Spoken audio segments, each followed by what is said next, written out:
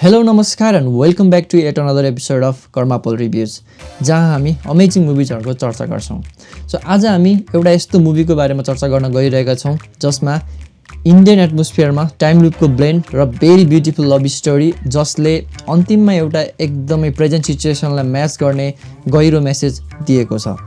And there is राजकुमार रावको भर्खरै release भएको Indian typical comedy movie भूल चूक माफ। ये लड़का लड़की बालिग है, इससे पहले कि दोबारा भाग जाए दोनों की शादी कर दीजिए। अच्छा ठीक है, 2 महीना में सरकारी नौकरी ले आओ तो तितली तुम्हारी। 2 महीने में गैस का सिलेंडर नहीं भरता, 2 महीने में क्या होगा? पापा चुप रहो, यही दर्द है तुम्हारे। ए मिश्रा, हाथ मत लगा। अरे नहीं, अरे मतलब पापा जी ऐसे हाथ लगाएंगे तो कानून हाथ में आ जाएगा ना सर के सामने। सो हिरो हरेक दिन बिहान उठ्छ र त्यो दिन चाहिँ हरेक दिन 29 तारिक नै हुन्छ। सेम इभेन्टहरु रिपिट हुन्छ। यो फिल्मको होल स्टोरी नै यो इभेन्टहरु किन रिपिट भइरहेको छ भनेर थाहा पाउनमै युज भएको छ। यसको कज र सोलुसन पत्ता लगाउनमै होल स्टोरी युज भएको पाइन्छ। फिल्ममा कमेडी राइट एमाउन्टमा युज भएको छ भने राजकुमार रावको परफर्मेन्स पनि एकदमै टप नच रहेको छ। हिरोले फिल्ममा धेरै कुराहरू ट्राई गर्छ। सायद यसले गर्दाखेरि चाहिँ यो टाइम लुप क्रिएट भएको हुनसक्छ भनेर एउटा सिनमा त हिरोले सबै मान्छेहरूलाई चाहिँ भेट्दै नमस्कार आइ एम भेरी सरी भन्दै हिँडेको सिन पनि पाइएको छ। फिल्मले अलिकति रिलिजियस इम्पोर्टेन्सलाई पनि हालेको छ भने फिल्म कतिपय ठाउँमा एकदमै प्रेडिक्टेबल लाग्न सक्छ। मैले धेरै सिनहरू चाहिँ प्रेडिक्ट गर्न सकेको थिएँ, त्यसो भए तापनि फिल्मले डिसअपोइन्ट भने गरेको थिएन। सो राजकुमार राव र वामिका गब्बाको रोमान्स पनि एकदमै क्युट र भेरी इम्प्रेसिभ तरिकाले देखाइएको छ।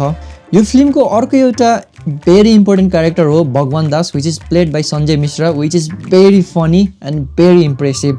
फिल्मको ट्विस्ट नै यो क्यारेक्टरमा रहेको छ। So one great thing about this movie is cinematography. भाइ साहब भिजुअल्सको त कुरै नगरौँ, भिजुअल अति नै दामी बनाएको छ अनि सिन चाहिँ एकदमै कलरफुल देखिएको छ। होल मुभी चाहिँ बनारसमा सेट भएको देखाइएको छ अनि बनारसमा चाहिँ यस्तो कलरफुल देखाएको छ कि hats up to the cinematographer. It looks very unreal क्या, एकदमै दामी देखाएको छ। हरेक सिनलाई चाहिँ भिजुअली एकदमै रियल वेल क्राफ्ट गरिएको छ भने लोकल कम्युनिटीको सिन होस् या मन्दिरको सिन होस् अर सिम्पल समोसा दोकानको सिन होस्, यो चाहिँ एकदमै इम्प्रेसिभ र कलरफुल वेमा देखाएको छ। तर फिल्ममा गीतहरू भने एकदमै धेरै युज भएको छ जसले गर्दाखेरि चाहिँ स्टोरीको पार्टहरू खाएको पाइन्छ र कतिपय ठाउँमा चाहिँ ब्याकग्राउन्ड म्युजिक र स्पिच चाहिँ मिलेको छैन जसले गर्दाखेरि चाहिँ डायलगहरू अलिक अनक्लियर सुनिन्छ। स्टोरी चाहिँ थोरै प्रेडिक्टेबल नै छ, which is a very bad point of the movie है। यसको चाहिँ one of the negative point नै यही हो।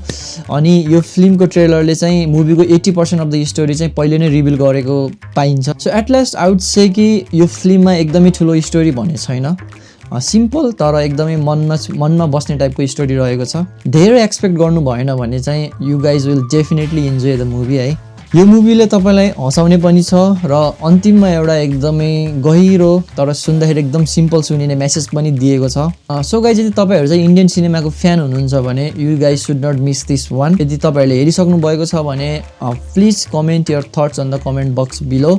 सो यदि तपाईँले फिल्म हेर्नु भएको छैन भने चाहिँ this movie is available on Amazon Prime र यदि तपाईँहरूसँग एमाजोन प्राइम छैन भने you can still watch this movie on desicinema.tv। So having share all of this फेरि अर्को हप्ता भेट्ने बाचा गर्दै अहिले भने बिदा हुन्छु। Take care, stay safe and stay inspired.